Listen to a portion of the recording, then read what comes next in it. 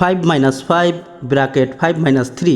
Here 5 minus 5 give us 0 and 5 minus 3 gives us 2. 0 multiplied 2 gives us 0, but it is not correct. According to PEMDAS rule, here PEMDAS. According to PEMDAS rule, at first we have to work with parentheses, then exponent, then multiplication, then division, then addition, at last subtraction. Remember, multiplication and division are same priority. So at first we have to work this parentheses. Now we can write 5 minus this 5